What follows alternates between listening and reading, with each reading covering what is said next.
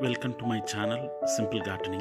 Today we will be discussing about on the tips how to grow jasmine.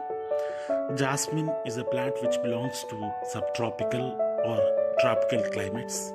The plant is mainly a vine or bushes, and these are mostly evergreen plants. The funny part is, though it's a vine, though it's a bush, it can be cultivated or else it can be grown in a pot in a contained situation. Of course, it gives lots of flowers.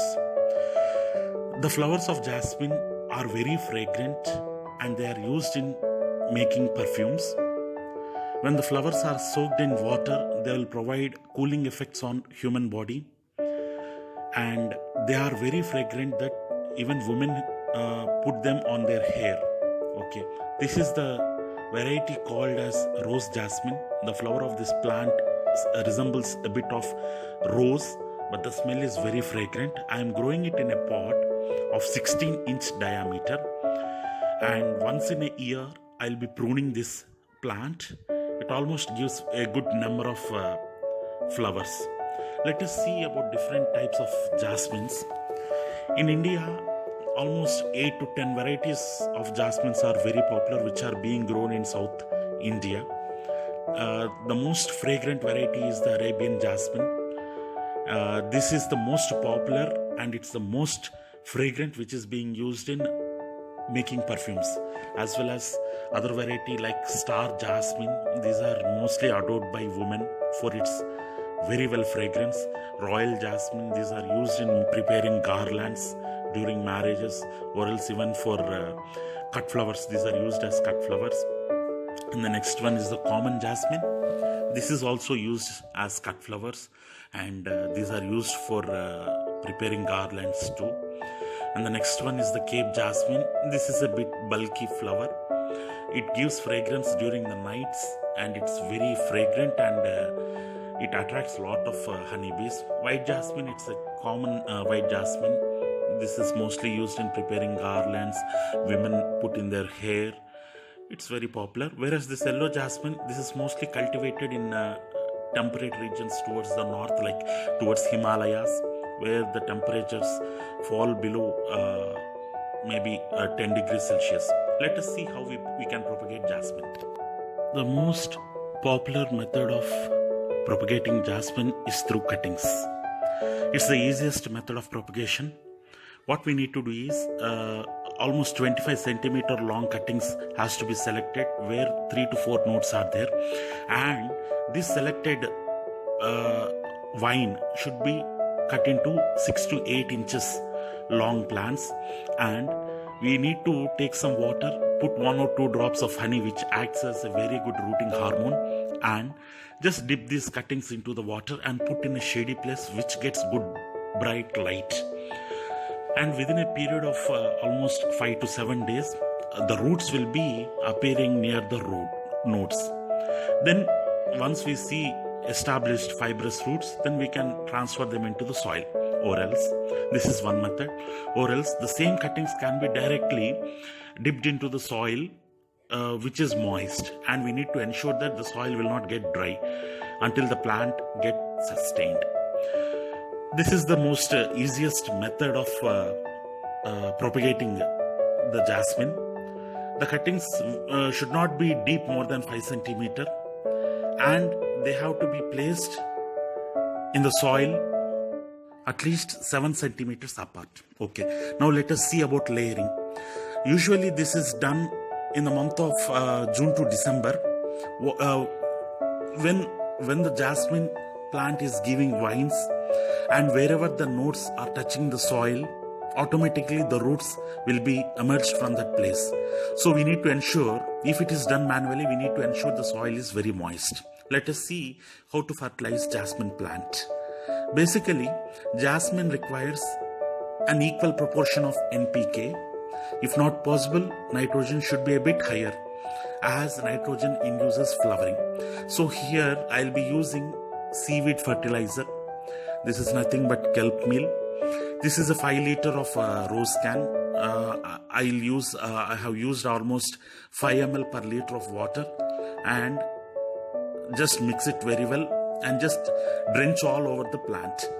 I'll be doing it every once in 10 days, because during the summer months the jasmine plant will be blooming very much and it requires a lot of nutrition.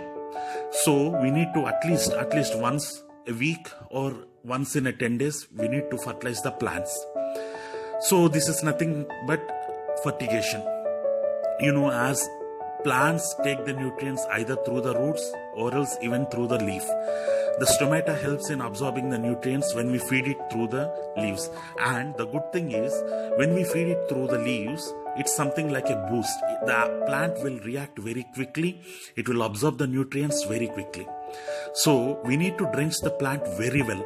All the leaves should be drenched very well. If you don't prefer for foliar application, then you can go with the organic manure. You can apply vermicompost near the base of the plant. Since my plant is a bushy plant, I can't find the base of the plant. I need to do it pruning once the flowering stops. So for meanwhile, I'll be giving foliar application of nutrients. The next, let us look about the pest which damages the jasmine plant and its control. The major pest is the leaf-eating caterpillar. What it does is, it will completely devastate the plant. We need to remember the most dangerous two caterpillars are, one is Spodoptera and the second one is Lichura. Spodoptera will completely defoliate the leaf without any particular shape, whereas the Helicoverpa will put exactly circle sort of holes on the leaf. This is leaf webber. When an adult moth lays eggs, the minute emerged caterpillar will scrape off the leaves by weaving a spider cobweb sort of thing.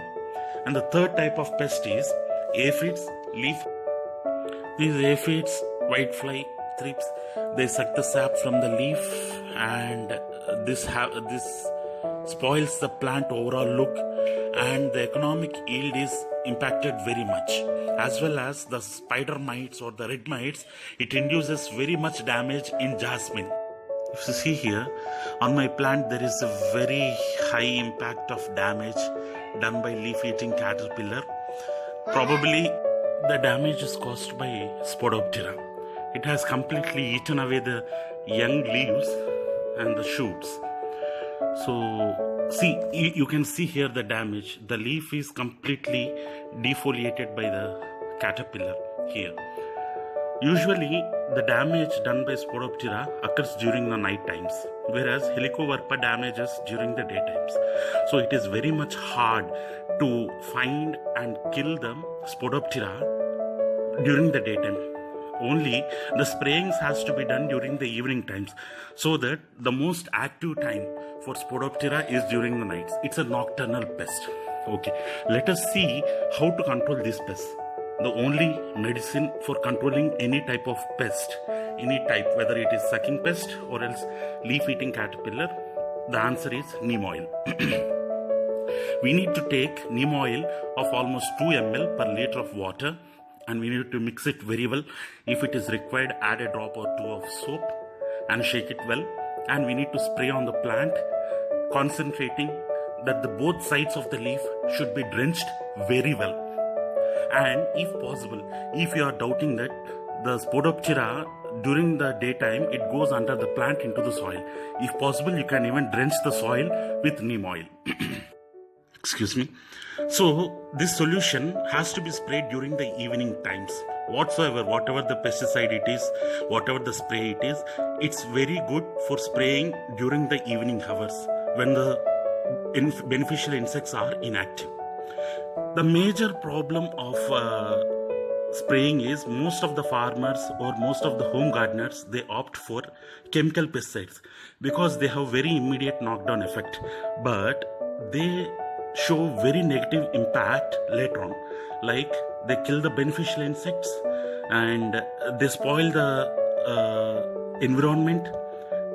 They create a hazardous effect on the humans. They pollute the soil, they pollute the water, and they pollute even the air. there are very negative effects of using chemical pesticides. So better not to opt for any sort of chemical pesticides. Instead, there are many very effective biopesticides like neem oil, Bacillus thuringiensis, NPV, etc. So let us see how this neem oil works on this pest. I'll again update on the control. So right now I did not see any sort of larvae, since I think since it's evening the pest has been gone into the soil. Once again I'll just update the results after 1 week how the neem oil is controlling. Okay, let us see about the beneficial insects. As I was saying, chemical pesticides will kill beneficial insects. You know that 80% of the pest is being controlled by beneficial insects. If we go for chemical sprayings, these beneficial insects will be completely devastated. If there are no beneficial insects, there is no human life. And this is the harvest we did today before spraying neem oil. Always remember, organic farming, organic gardening is safe for you, for your family, and for the future, and of course for the environment. Go organic, be healthy, and have a great healthy life. Thanks for watching. Please subscribe to my channel. Thank you.